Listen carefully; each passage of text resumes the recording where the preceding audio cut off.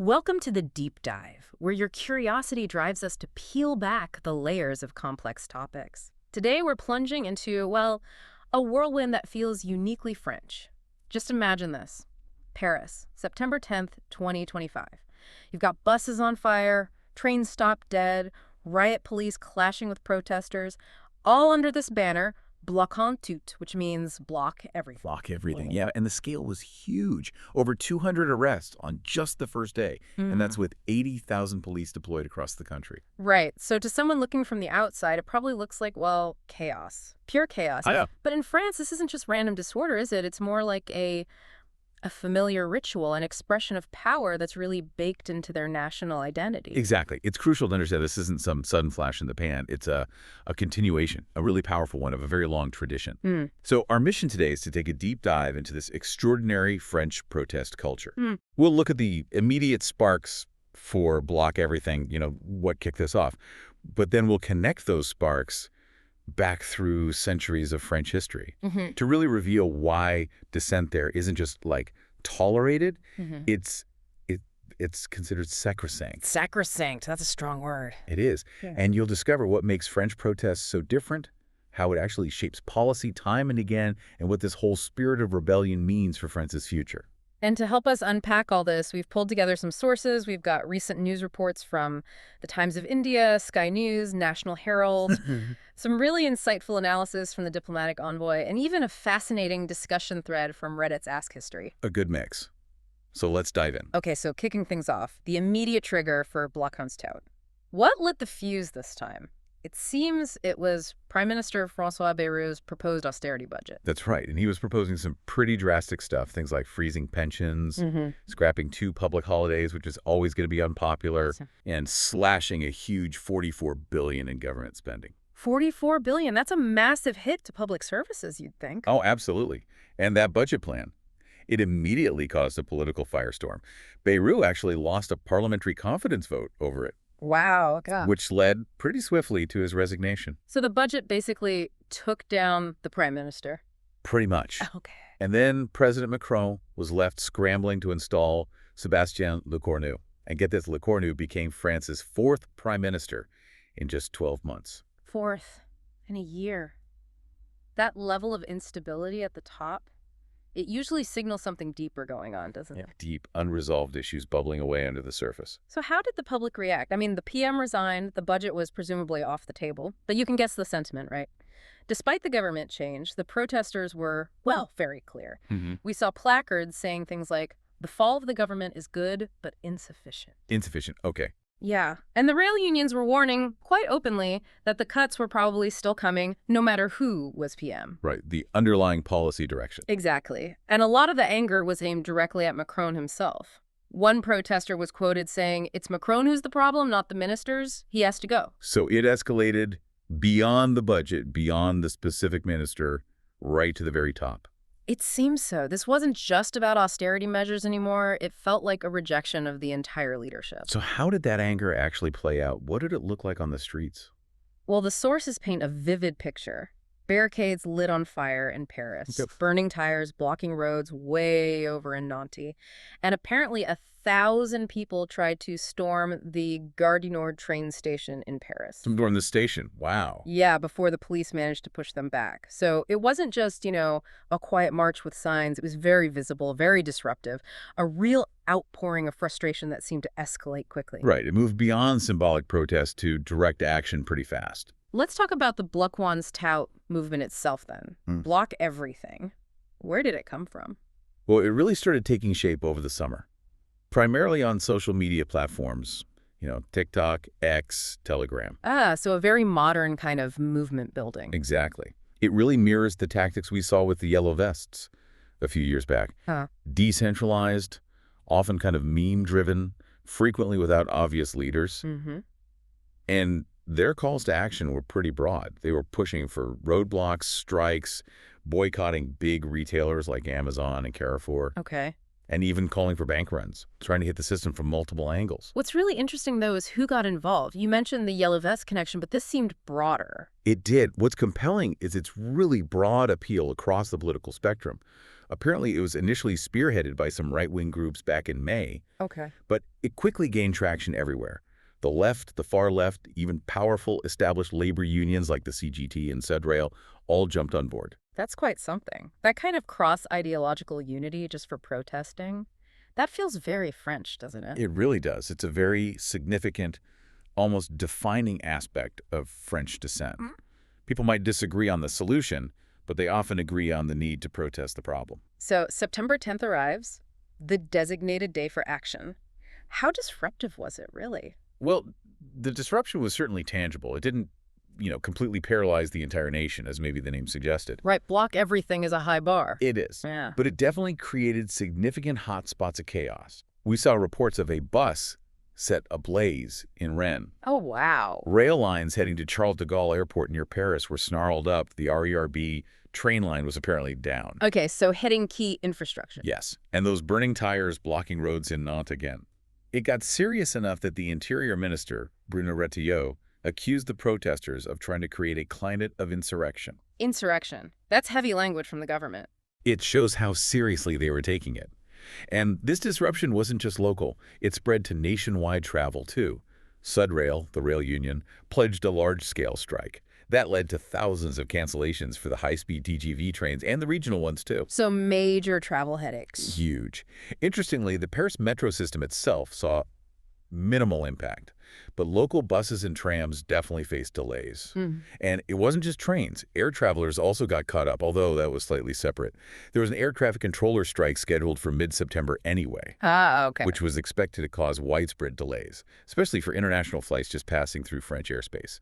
So layers of disruption. Yeah, so even if it wasn't a total paralysis, what did these actions on September 10th actually achieve? What was the impact, the goal? Well, like you said, maybe not a complete shutdown, but the movement certainly lit enough fire, so to speak, to seriously challenge Macron's agenda. Right. You started hearing calls not just for policy changes, but for constitutional overhaul, or even for Macron himself to resign. So way beyond just stopping the austerity budget. Exactly. This isn't just random anger spilling over. It's arguably a strategic move, deeply rooted in that long history of French protest we mentioned. It's designed to force political concessions, to assert the public will against the state. Which brings us neatly to that deeper history. It really does explain why these aren't just seen as, acts of vandalism or random defiance. It reminds me of that famous quote attributed to President Charles de Gaulle. During the May 1968 protests, someone apparently suggested he arrest the philosopher Jean-Paul Sartre. And de Gaulle supposedly quipped, "You don't arrest Voltaire." Right. It's such a telling line. It highlights this core truth about France. Rebellion isn't really treated as a crime. It's seen as heritage. Dissent itself has this almost sacred quality. It's sacrosanct, as you said. Absolutely. And that lineage of protest is woven deep into the national fabric. It goes way back to medieval charivari. What are those again? They were these loud public shaming rituals, noisy processions to call out perceived wrongdoing in the community. Okay, public pressure. Exactly. And even further back, there was a major University of Paris strike way back in 1229. 1229. Wow. So this idea of protest as a civic duty has very deep roots. From the storming of the Bastille in 1789 right up to the protests on the boulevards today. Victor Hugo's novel Les Miserables, it's often viewed in France not just as great literature, but almost as a kind of civic catechism, a lesson in popular struggle. And French school children learn the national anthem, La Marseillaise, which, let's not forget, literally calls for watering the field with the blood of tyrants. It doesn't get much more explicit than that. And the French Revolution, 1789, that really feels like the foundational blueprint for so much of this, doesn't it? Absolutely. You had the scarcity of bread, these crushing taxes on the poor, and a monarchy that seems completely out of touch and decadent. Right, the whole let them eat cake story with Marie Antoinette, even if she never actually said it. Exactly. Whether apocryphal or not, it captures the sentiment perfectly. And that led to the women of Paris marching on the Versailles Palace and, of course, the storming of the Bastille prison. And that event really cemented the cycle in French history, didn't it? Moving between monarchy, republic, empire. Yes, and revolution became less of a single event and more like a recurring habit. You see it again in the revolts of 1830, 1848, the Paris Commune in 1871. It keeps happening.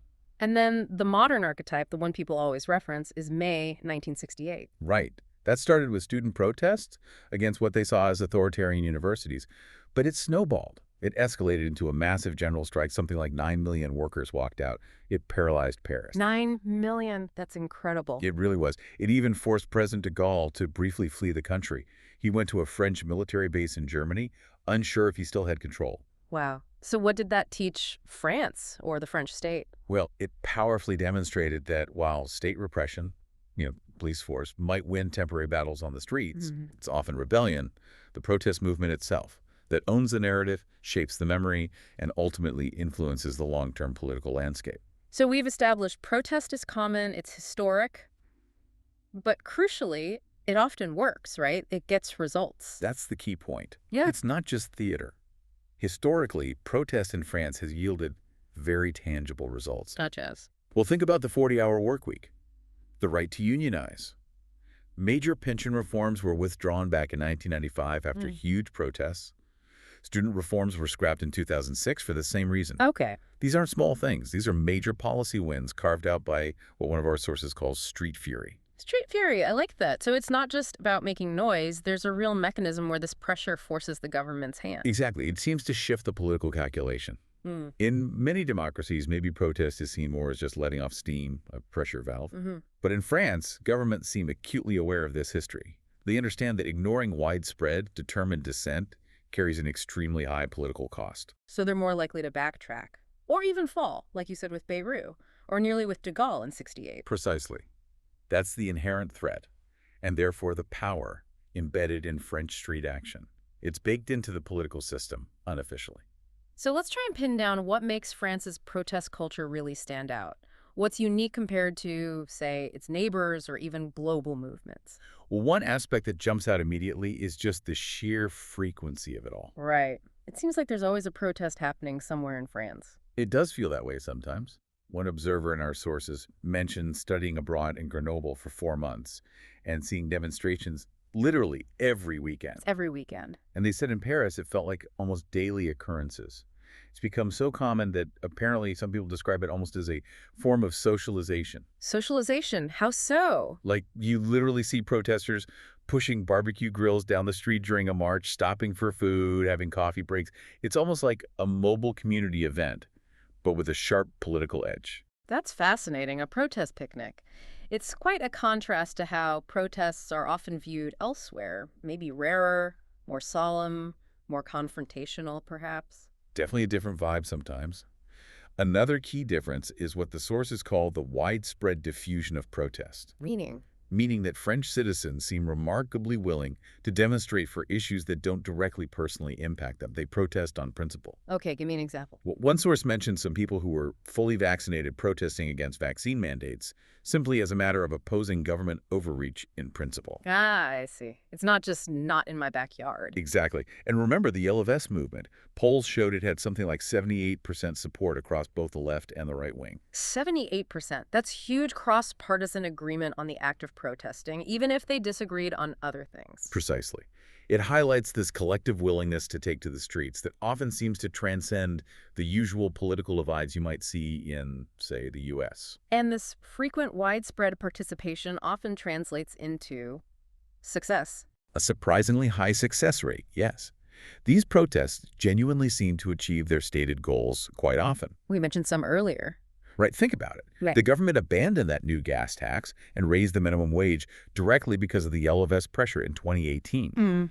Way back in 2009, a blockade of the port of Calais by fishermen secured them a $66 million bailout package. Okay. And those labor reforms in 2006, scrapped entirely due to overwhelming demonstrations.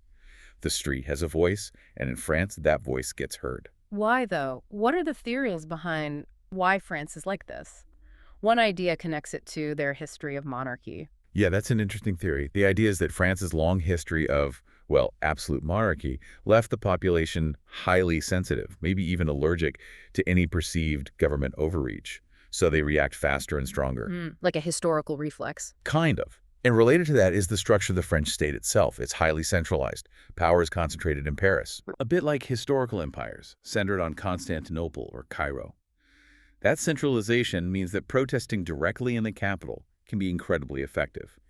It grabs national attention and forces a response from the very top in a way that might be harder in more decentralized systems. That makes sense. And then there's the idea you mentioned earlier of being part of the French DNA. Yeah, the way key historical moments, 1789, 1848, 1968, are almost sacralized, treated as defining moments of national identity.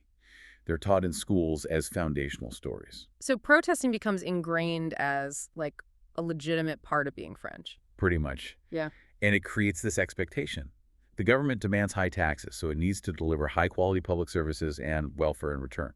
When cuts are proposed, the reaction is strong because it violates that implicit contract. There's some debate in the sources, too, about whether recent issues, like problems in the Benelux, the suburbs, contribute to more violent protests. There is.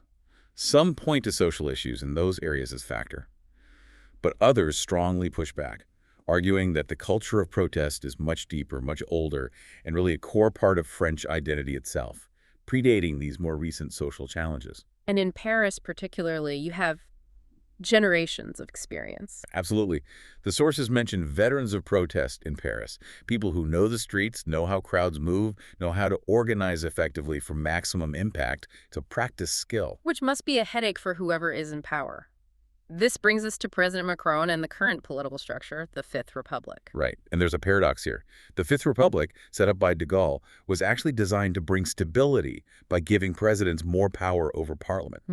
To avoid the unstable coalition governments of the past. Exactly. But ironically, by concentrating power in the presidency and weakening parliament, it's often made the streets the main arena for real opposition rather than the elected assembly. So the very system designed for stability inadvertently empowers street protest as the key check on power. That's certainly one interpretation, and it seems to play out repeatedly. And President Macron, he's definitely faced this before. This isn't new territory for him. No, he's weathered some big storms. The Yellow Vest uprising was huge, lasting from 2018 into 2019, all sparked by a fuel tax. And then just last year, the massive protests over pension reform, where he controversially bypassed Parliament using a special constitutional article to raise the retirement age from 62 to 64. Right, Article 49.3, that ignited months of strikes and demonstrations. So he survived these challenges, but they take a political toll. And now he's facing this tough economic reality, too. You mentioned the numbers earlier. A 5.8% GDP deficit, 114% debt to GDP ratio. Yeah, and $67 billion just in annual interest payments on that debt. Economists are looking at those numbers and saying cuts have to be made. But the popular feeling, as we've seen, is very much France doesn't do austerity. Exactly. And Prime Minister Bayrou losing his job over trying to implement austerity, that's seen as Exhibit A. It proves the point. So what does this mean for Macron himself? He's often described as having this Jupiterian image. Yes, that term implies being sort of aloof, godlike, above the political fray, omniscient almost. Right. But appointing his fourth prime minister in just 1 year. Does Jupiter now tremble, as one source put it? It certainly suggests the ground is shifting under him. The pressure is immense.